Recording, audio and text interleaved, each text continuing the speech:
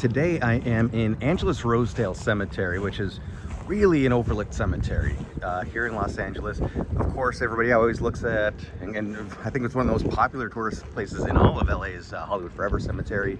And then there's the much smaller, but fascinating Pierce Brothers Memorial Cemetery, where Heather O'Rourke is buried, and as well as Hugh Hefner, Marilyn Monroe. But first, I do have to mention I stopped off at Horror Vibes Coffee out in North Hollywood just to set the tone and get some fuel. Not a product placement, but if they were to offer me a free cup of joe in the future, I'll gladly, humbly take them up on it. I do want to just continue celebrating this overlooked location here, Angelus-Rosedale Cemetery. I almost feel like this is the cemetery of stories, where there's so many interesting people buried here, some famous, and we're going to talk about some of those stories. And I'm so excited that the first location I found it right away, and this person has a Harry Houdini connection, so much so actually that it's because of Harry Houdini that we know a lot about this person. We were talking about Harry Kellar, who Houdini himself chronicled and wrote down a lot. He went to celebrate the history of magic, and Harry Kellar is a big part of it. So we are right outside a large communal mausoleum, and then there's a tree here, and right underneath you see Harry Kellar. He was so appreciated in his time that mentions of his passing wondered if the era of great illusionists might be coming to an end. Fortunately, he inspired many to continue the craft. His exact plot is not listed on Find a Grave, but the map pinpoint that they leave is accurate, and it's right across from that chapel, as you see. And if you wanted to come here and visit yourself, there's Joseph Mayer's mausoleum is right across the street. I just look for this tree, and here we go. Now, one of the more seen monuments at Hollywood Forever Cemetery is actually just a cenotaph. It's in commemoration, if you will, of Hattie McDaniel, who is not buried there. She wanted to be buried initially at Hollywood Forever Cemetery, but it was still a segregated cemetery. Angelus-Rosedale, on the other hand, not segregated. So she was laid to rest here. And I just wonder how many people actually come and visit her actual grave compared to the number of people that obviously observe that cenotaph that's right on Sylvan Lake, right there in Hollywood Forever Cemetery. But today we are going to take a look at Hattie's grave, and it is right at the opening, the entrance of the cemetery. So if you come in, it's very, very easy to find. So there's the entrance off of Washington. As soon as you come in, let's take a left, and just the second row in, you'll find Hattie McDaniel, the first African-American actor to win an Academy Award. Winning the Academy Award was celebrated not only across America, but around the world. And looking at the notices, the articles that came out when Hattie passed away, it just really shows how absolutely beloved she was throughout the filmmaking community and, again, around the world. She was a very popular voice on radio as well. She was celebrated in Los Angeles. She was celebrated in America. And it didn't seem like anybody ever had a bad word to say about her. And even though Hollywood Forever Cemetery was segregated at this point, you would think this would be the great opportunity to welcome in somebody of a different race to, in death, just celebrate someone for being a wonderful, beloved person, and let it be that. But no, Hollywood Forever, unfortunately, still resisted. However, it is somewhat interesting and maybe even poetic that she is at Angelus-Rosedale Cemetery, because this was the first integrated cemetery in Los Angeles, and possibly the first integrated cemetery west of the Mississippi. So the woman who broke the color barrier at the Academy Awards, there is something interesting about her being celebrated at the first integrated cemetery in the West. So I knew before even coming out today that this was going to end up being a multi-part video and article series on the site, just because this place has so much, and some of the graves are more difficult to find. I'd have to spend a lot of time looking around. But I mean, just look at some of these. Look at that mausoleum.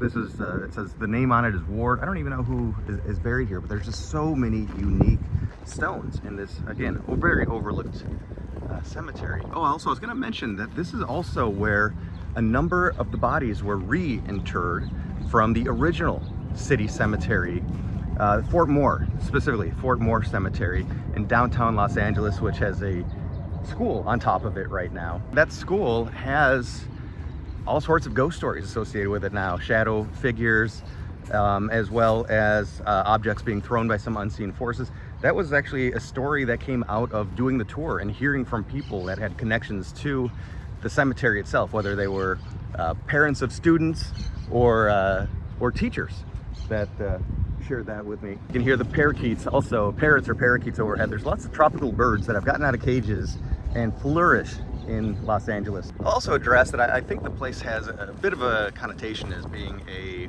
lower class, if you will, cemetery. It's not as glitzy and glamorous as Hollywood Forever, which, you know, I'm not going to say it's lower class, but there are elements of it that you could tell. The roads could use a refresh.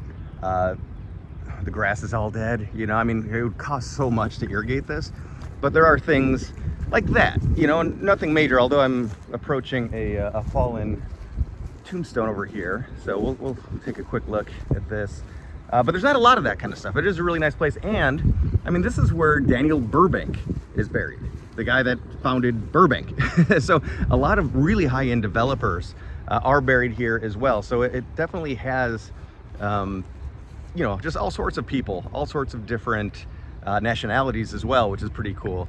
But yeah, here we can see a toppled headstone from 1953. It looks like the base is solid, so I don't know why the stone fell. But fortunately, there's not a lot of that.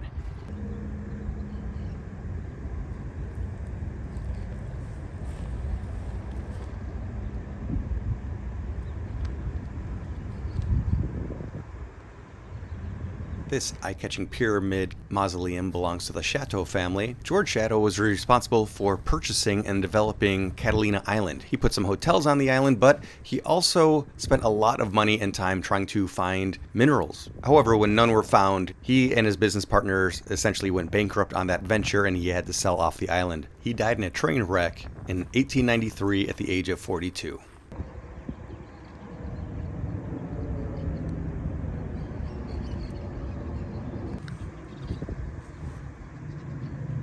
One of the things that I love so much about Los Angeles is how many people found their way here. And we already talked about Harry Houdini, who, you know, you really associate with. He came from out east. He spent most of his time out east, but he definitely had a huge impact here in Los Angeles. And of course, his latest years were in Los Angeles, where his wife continued to live after his passing. But of all of the random names throughout history that you wouldn't think would pop up here in LA, at least to me, it would be the name Rasputin.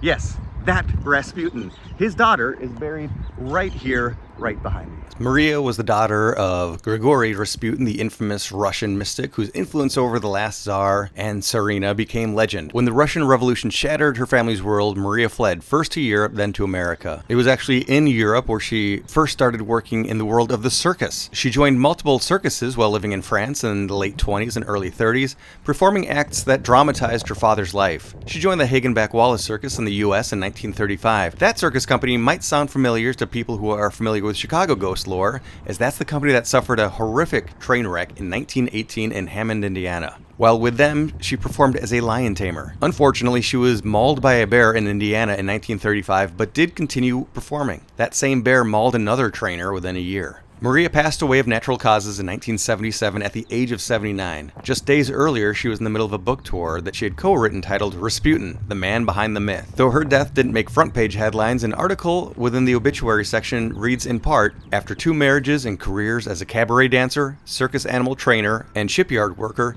she helped produce a book portraying her father as a kind, holy man who was vilified and assassinated out of jealousy over his closeness to Tsar Nicholas II and Empress Alexandra. Tuesday night, she managed to call a neighbor to her home to say she was having trouble breathing. She was dead by the time an ambulance arrived to her Silver Lake apartment."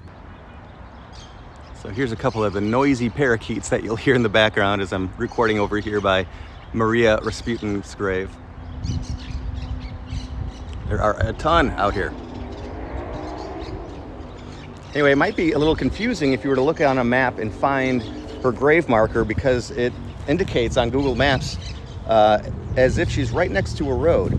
But you can actually tell that this used to be a road, a palm tree lined road that they've turned into more burial space. And actually most of the graves at the very beginning of this road on the far side date to 1990. So that must be around when they covered up this road. Still, it's not too much of a walk to get to Maria's resting place. And what luck, as I am walking back to my car from Maria Rasputin's grave, again, you can see that former road down there, that's about where she's buried. I'm almost back to the car, and I stumble across Mr. Dave Burbank, Dr. David Burbank's grave. Yes, the founder of the town of Burbank, which is such a great place still. But if you're a comedy fan, I highly suggest looking up, and if I can find it, I'll link to it. Patton Oswalt has a story, it has a bit about Dave Burbank, the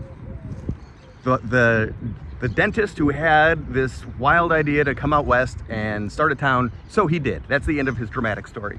That said, there's a beautiful stone right now. Unfortunately, obviously, he lost a daughter at one point too, at just 10 years of age, but a really beautiful old stone for Dave Burbank's daughter. And for all my baseball fans out there that can finish this commonly said play-by-play call, Tinkers to Evers to Chance. Yes, the Chicago Cubs, one of the three members of the legendary double play duo, Chance, is buried right here in Los Angeles at Angelus-Rosedale Cemetery.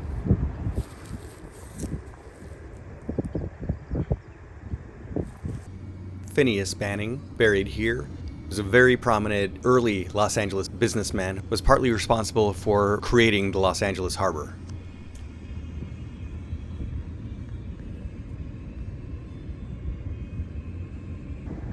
So very odd. Hate to judge someone's final wishes, but Edwin Edwards, who was in the Army, passed away in 1912. Family decided to leave his final wishes on the monument. Cremate me, let not my ashes in moldering coffin or casket lie, but in this granite tomb, seal them till the call of time. Quoting himself, E.H.E. Okay. I mean, I understand having specific wants for how you want it to be handled, I guess, after death. But to put that on the gravestone itself is a unique call. You could see they're working on replacing some of the irrigation systems here. So that's, even though it's just laying out in the open like that, and who knows how long it's been there, it appears that they're making efforts to modernize a bit. Wow. Another impressive monument here, Hotchkiss. This one gets interesting. Colonel Albert Beecher Hotchkiss was attorney who counted the Southern Railroad as one of his clients. He is responsible for being part of the team that got Santa Monica incorporated. And speaking of Santa Monica, he lived in a huge home there at the corner of Strand and 4th Street. His wife, Miss Mary Green Jauch, J-A-U-C-H, as you see there, she lived in this house. She was already a widow once, and then eventually Albert passes away. She moves away. She gets remarried and moves away. That house becomes famously haunted. It's known in the early 1900s that the house, the Mooney House as it was called, at the corner of Strand and 4th Street, is a haunted house. The Ringe family, specifically Frederick Ringe, they were early landowners in the Los Angeles area, owning a whole bunch of area, but especially Malibu. The entire area that we know today as Malibu was owned by them, including 25 miles of coastline. Look at the size of these plants. This is, I mean, as impressive as this marker is, this monument to the Rindage family, these plants are comically huge. Right on Little Shop of Horrors. It's difficult to see everything you want to see, not only because it's such a big location, but because there are so many monuments that pull your attention. So I think I'm gonna have time for one more because I keep getting distracted and visiting other graves. Also, just take a quick moment to look at this pyramid. I love the Egyptian decor, the columns. Oh man, there's a scarab beetle at the top as well.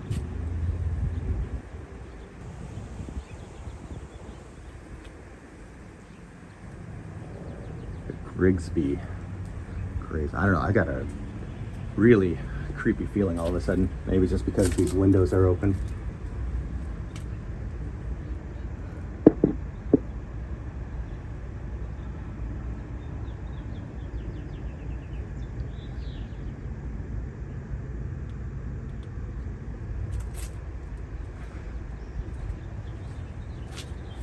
pretty incredible monument here. For perspective, I am 6 foot even, and this goes up quite a way. Yeah, all right. So one grave left, and we're kind of finishing almost where we started. I can basically see where Harry Kellar's grave is, just right over here, Harry Houdini's friend that we started the video with. And now I'm just a little bit further back as we go to visit the grave of a silent film star. And man, there's just so much more research I want to do about this location. Also, I should mention, I can't believe I've gotten this deep into it. I don't know any ghost stories about this location. Maybe there are none. Hopefully there's none. That means everybody's resting peacefully here. But a place so big, so much history, so much character, you'd have to imagine there's a story or two. So I'll be looking into that too, but I'm sure there are just so many more unique people here. There's a female serial killer who was buried here. I say that laughing, I don't know why, but there's a female serial killer who was actually one of very few women to be executed in San Quentin. She was executed at age 66 after having already served a lot of time for an earlier murder. She just couldn't stop, apparently. We will get into that story more deeply in the future. She is buried in an unmarked grave, and there are a couple of other people who don't have markers but are buried here. I'd like to do a story on that as well, because we do want to remember these people, even though we can't go visit their grave in certain situations. Maybe not the serial killer, but other people. I do also want to mention that the architect who designed one of the most iconic buildings in all of Los Angeles, and I do feel like I overuse the word iconic, but this is the Bradbury Building. I mean, honestly, it is iconic. It's one of the most amazing and beautiful buildings in all of Los Angeles. He is not buried here, but he was cremated here. And if you want to get into the filming location, yeah, Blade Runner. Blade Runner uses that location so much, so effectively, but he's got an interesting supernatural story of his own, because part of his design came out of seances using Ouija boards. And it's funny, I am drawn right to the grave I was going to be looking for. It's right in front of me, the Glaum grave. Margaret Olive Glaum, G-L-A-U-M. We're actually looking for Louise Glaum's grave, and she's buried just beyond. Louise was an early vamp, a sexy femme fatale of the silent era. She was really famous, and she even did a movie titled Sex. Oh yes, that's how scandalous early Hollywood could be. And by the way, it is impossible to do any research where you're looking up a movie called Sex. It's like the internet has other hits that come up. But here is Louise Glaum's grave, and we're going to clean it off a little bit too. An actress through and through, Louise was born in 1888 in LA, but hit the road actually to star on the stage. She made a new hometown in Chicago where she established herself as an actor. But once her younger sister passed away, she returned home to be closer to her family and went on to star in 110 silent films between 1912 and 1925. However, her first love was the stage. She set up her own theaters and taught acting. Her first theater was in the West Adams district of Los Angeles, which is actually the neighborhood we're in currently. She took over a number of other theaters throughout Los Angeles, including downtown. She just stayed active, acting, teaching, and socially throughout her life. She died at the age of 82 in 1970. So that is what we were able to cover in about an hour and a half, which honestly, considering the size of this place and how far away some of these graves were from one another, we got a lot done. A huge thanks to Find a Grave that made that possible and easy, very easy. There's more graves that I want to visit that aren't labeled in one way or another. And I do have to say, without Find a Grave, this would be a lot more difficult, because it's very difficult to find section markers, row markers, things like that. They're all in the ground, and a lot of them have sunken in and are covered up. But I'm absolutely going to be coming back here. So if there are any specific graves or stories or monuments or anything that you want me to cover in a future installment of this series, right here at Angelus-Rosedale Cemetery, let me know.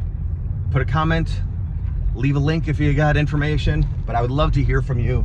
And I will be back out here in a couple of months and look forward to revisiting Angelus-Rosedale Cemetery. If you live in Los Angeles, don't miss this one. Don't sleep on it. There's a lot of very unique stories here, lots of unique people that lived incredible lives. And I've never seen a cemetery that warns about coyotes, but I haven't seen any coyotes, and so I guess it's okay. Yeah, still, that was a surprising one. Thanks for watching, and I do always want to know, what's your ghost story?